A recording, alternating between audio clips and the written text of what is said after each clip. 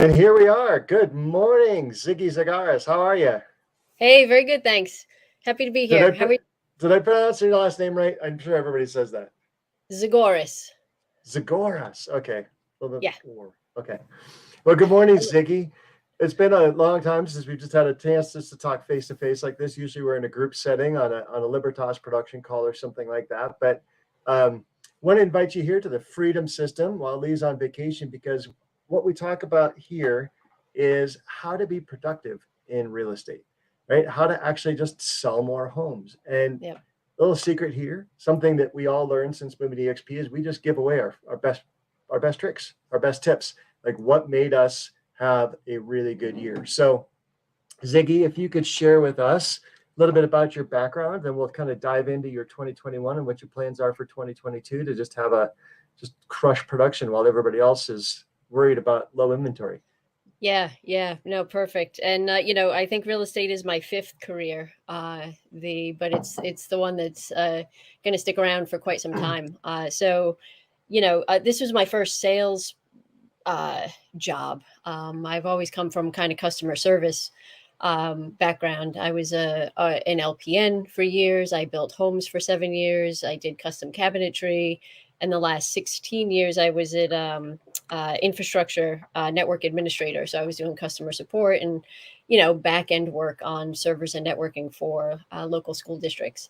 I got my real estate license 6 years ago, and it was something that I wanted to do when I was little. My dad had investment properties, and I'd always go around with him, to collect checks and make some repairs, change locks, that type of thing. So I knew from an early age that, the way to leverage your money was to have investment properties because he had a passive cash flow. Real estate was always on my list, but I forgot that real estate was on my list of things to do. I got tangled up in, the all of the other things that people wanted, suggested, thought I'd be great at. And somewhere around 2014, we were trying to sell our house and didn't have a great experience. And I was like, I should really, revisit this at this point as a safety net, as a parachute, whatever it needed to be. So I got my license, and I was doing it for 4 years part-time. I had a full-time job as a network administrator. But I was killing it. It came very natural to me. I loved the people. I loved the houses.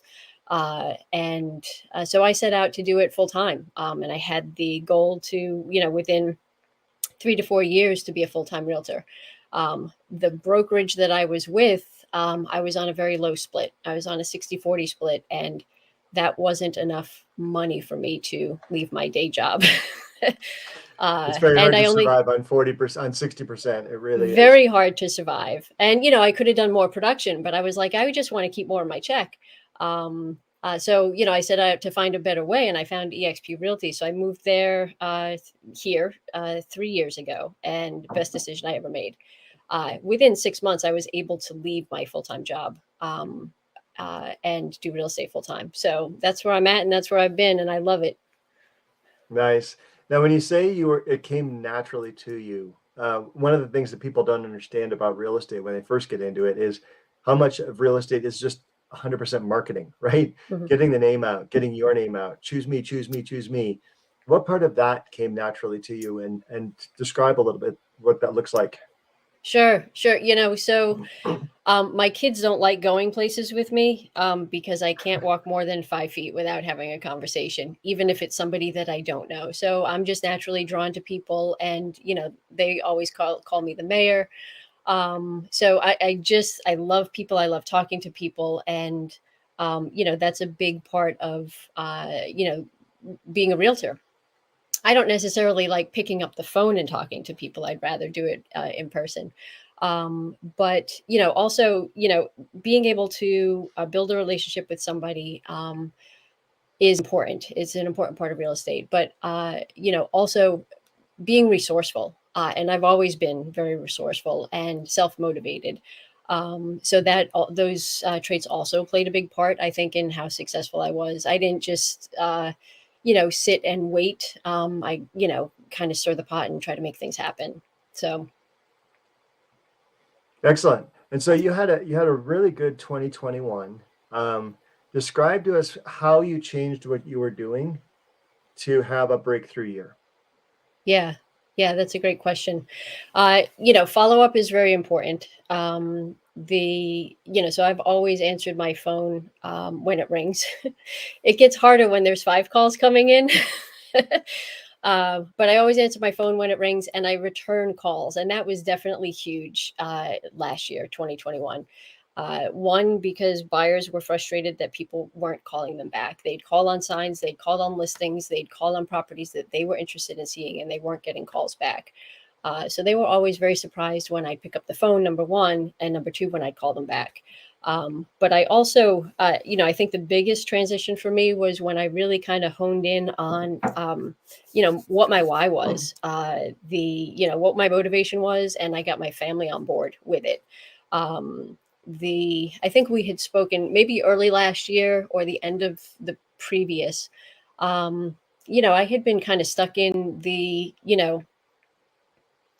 salary rat race for so long that I was, living, kind of paycheck to paycheck, and I had my dreams had shrunk to almost be non-existent. At one point, I was asked what my dreams are, what are my goals, like what, and I didn't know. I didn't have any. I had kind of put them on the back burner for so long that I didn't know what they were anymore. So, pulling out the real estate treasure map, kind of looking at the goals, looking at what the expectations are for the year, my personal, finances, what our future was going to look like.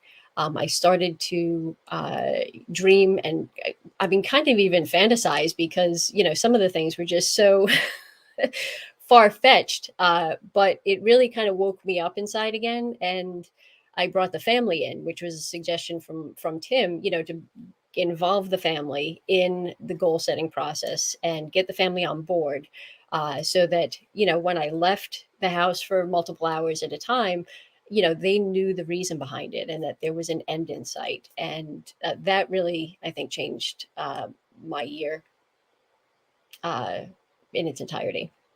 Because you had to be, and getting the family involved, you say, because you had to be more focused on work, right? You had to have bigger time blocks for work, and that does take a toll on the family, right?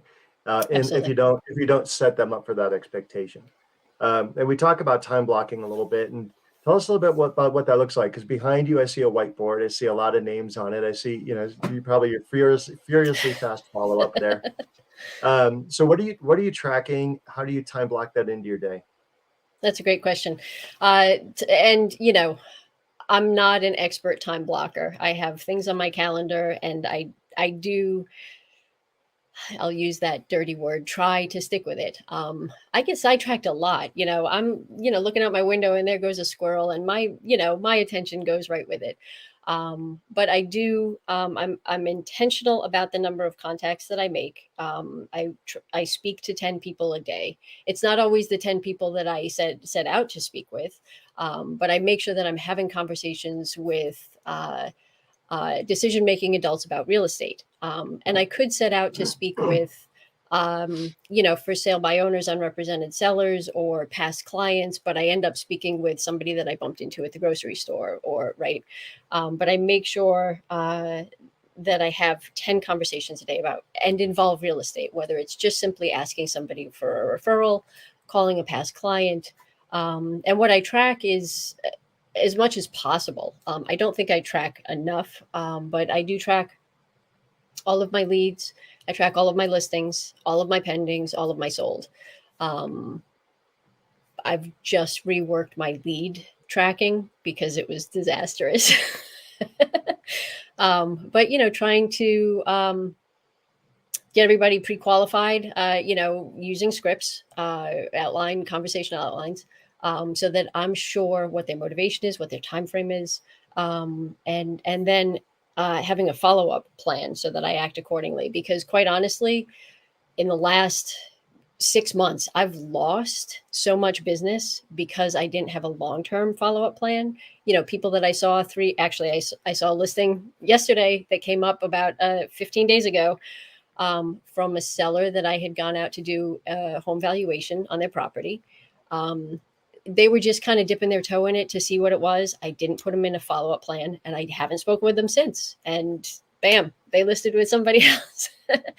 So, definitely. And for clarity, like Tim and Julie Harris are not big fans of long-term drip campaigns, right? But there's a difference between a long-term drip campaign and just actually contacting someone and reaching out. So that when they actually do make a decision, because the odds of you randomly being in their life at the time that they're trying to sell are pretty small, but you want to be in front of them when they actually are in place, right? So you've revamped your follow-up system. Is it a big, elaborate KV core? Is it a big, elaborate spreadsheet, or do you use a legal pad like Tim? How do you follow up and track people? I use all three of them, actually. Okay. So I'm still, it's a work in progress. I'm refining a system, because I'm still a very productive agent. So I'm out on the road all the time. I'm showing houses, listing appointments, and, within that time frame, phone calls come in, texts come in, and, things get scattered all over the place. I have a pile of, stick-it and post-it notes, right? If I picked it up, it would just be, phone numbers and notes all over the place. So I knew I love you for a reason, Ziggy. Our brains work alike, create the creative mindset, right? And I love what you said there, like you're a productive agent. So you're out doing listings, you're out doing showings, you're out touring buyers. You didn't say, I'm working on my website, I'm working on my brand, I'm tweaking my algorithms. You said, I'm in production. I'm talking to 10 decision-making adults who own real estate a day. Like that, folks, when you're talking about the freedom system, and Lee and I talk about that a lot, that is what being in production looks like. Right. Yeah. And, but with that comes a bit of scatterbrain, right? And so trying to figure out the best way. And it seems to be my biggest conversation every time somebody asks, well, what do you need to work on? Organization, really. I have notes everywhere. I use my phone for notes. I, tell Siri to set a reminder. I mean, if somebody, it would just be a mess. But I do use a CRM. I use KV Core in a limited capacity. So I have some campaigns set up. I could probably improve them. I do use a spreadsheet. But my whiteboards here are, that is my daily accountability. I walk in and I see white spots and I'm like, oh, I need to set an appointment. So kind of a blend of all of them. Again, it gets a little confusing. My spreadsheet is probably my last priority, but it does track my entire year. The source, I have things like, the source of the lead, where it came from. I do put that all into a spreadsheet for, so that it can do some auto calculations for me. So I know where I stand when it comes to Icon Agent. I have to close 4 more deals to hit Icon. So, my goal this morning was I have to put 6 deals together so that I don't have to worry about hitting Icon. So, holding myself accountable. And that goes back to the family as well, because my kids see my thermometers up on the refrigerator. So this was last year's, right? I made my 2022 thermometers. They see them up on the refrigerator. And they ask, hey, Mom, how many listing appointments did you set today? How many buyer contracts do we have? How many agents have you spoken with? And, so they hold me accountable as well, because they know what the goals are. They, know where we're headed, and they want to help me get there. That's awesome. And what a great role model to set for them in terms of, this is what it takes to be successful. This is what it takes to be productive. This is how someone runs a business. It's not how you let real estate run you. It's how you run real estate. And then to have them involved with that, that's fantastic. Now, if you can share with us, just for perspective, if you want to, don't be humble. Like what sort of growth did you experience last year in terms of volume or sides, whichever you feel comfortable sharing? I quadrupled my year from the previous, which was astounding to me. I did, only 15 more deals. I typically would run around, well, I guess it was closer to 20 more deals. I would typically run around, 20 deals or so. I closed 39 deals last year. So, but that was on the transaction sides. On the volume side, thank you, pandemic, the average sale price was up, and I had some large sales. So, I had quadrupled my income from the previous year. Well, I'm changing the title of our show, How Ziggy 4x'd her year. That Yeah. is awesome. So that's what I'm doing right now in the background. I'm like, I've got to change the name of the show, 4X. That's fantastic. Oh my gosh, congratulations. That Thank is you. obviously, that doesn't happen by chance. That happens by plugging in and collaborating and sharing and learning and growing and changing habits. Like, what was the Absolutely. biggest habit you had to change to 4x your year? I think, I had become a bit of a hermit. I think because of all things considered, I had, kind of gotten holed up in my office and was doing a lot from the computer behind the screen. And I just started to get out and about more. That was definitely helpful. Um, and, you know, I also got tangled up in some of the more passive things. Relying upon my drip campaigns, right? Which Tim always says, relying upon those passive things. I wasn't being as intentional. So when I became more intentional about my business, that was definitely a game changer. Making the phone calls. I'm in New York. We're still under a state of emergency, which makes cold calling illegal. We can't cold call right now in the state of New York. Even on the phone. We can't make a phone call, and we can't make have a text conversation to anybody that we do not previously have a relationship with. So that's been a challenge because I do phone based prospecting. So I've had to be creative with my approach to unrepresented sellers, and but I do have a boatload of buyers. So I've used them to start having conversations, because for a little while I felt a little paralyzed about my outbound prospecting.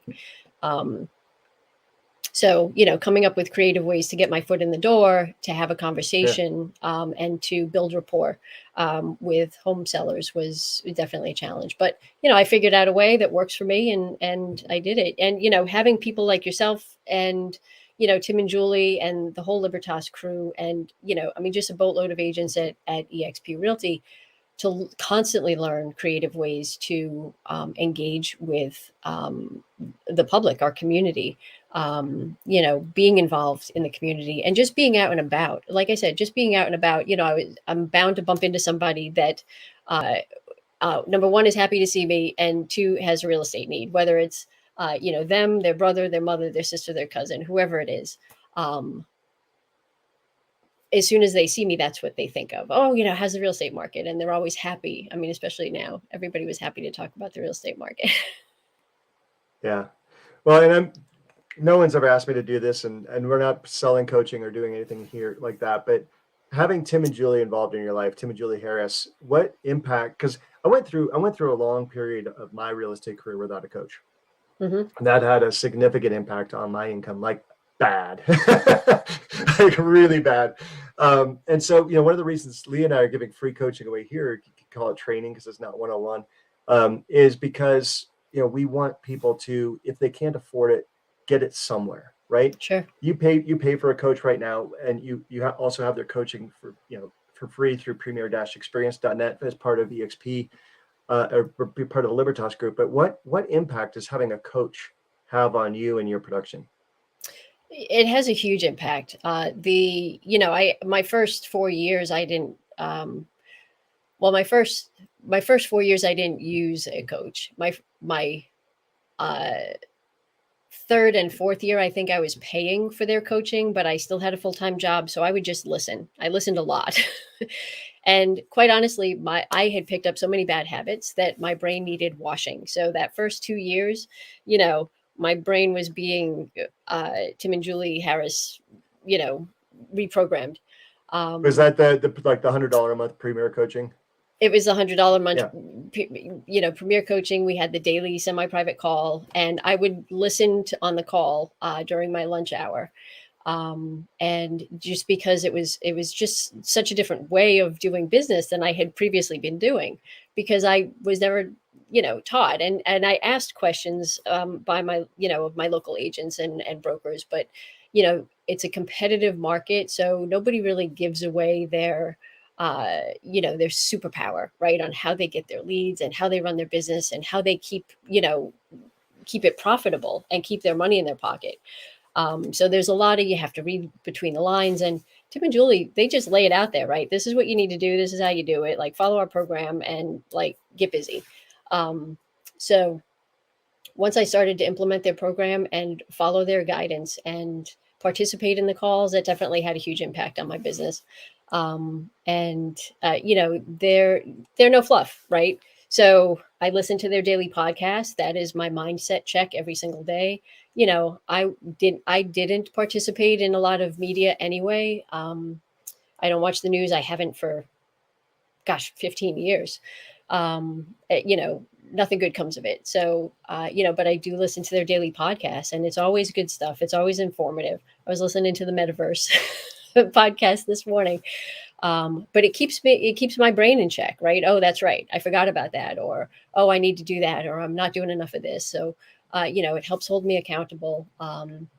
And it also keeps all the money in my pocket.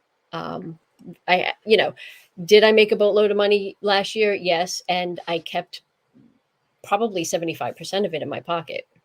Nice. If not more. I haven't run the number yet. And that's huge. And that's huge. And one of the things, you brought up so many things. Turning off the news is one of them, right? I did that a couple of elections ago. I just everything started getting so nasty. It was just like, oh my gosh, I got to tune it out. And it just, there's nothing you can do about it anyway, right? To a certain extent, unless you just commit to it and spend a lot of money, a lot of time. So a lot of time it's just arguing with people. And no matter what side of the fence you're on, you're going to lose 50% of your potential clientele. Mm-hmm.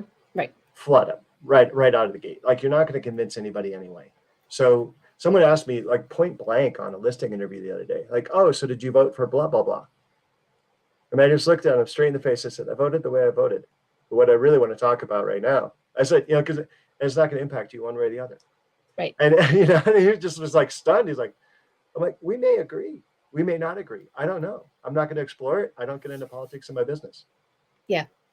And I just drew a line right there with the client. I mean, it's a $45,000 commission check on the line, but I was not going to cross that line, even if I saw eye to eye with him. Right. Because even if we had the same views, I'm like, I'm not going to get into it.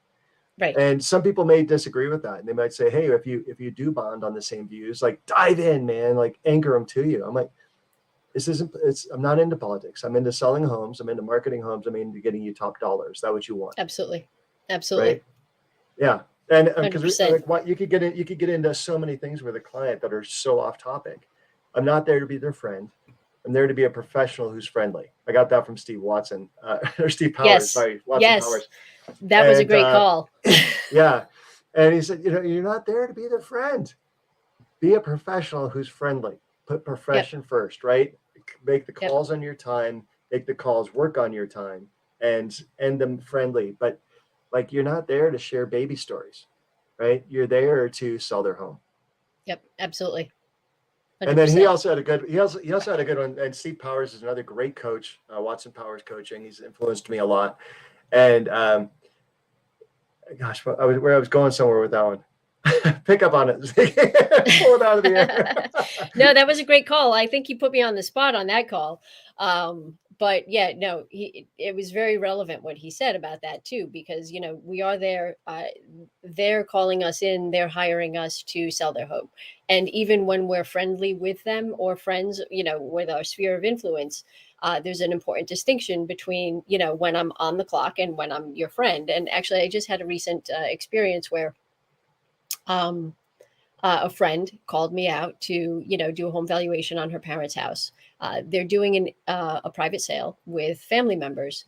So I went out, did the thing, and, she sent me a thank you. And she had asked me about something personal. And I said, let's get through this first. I'm happy to talk to you about it later, but let's button up this business side of things first before we get into that.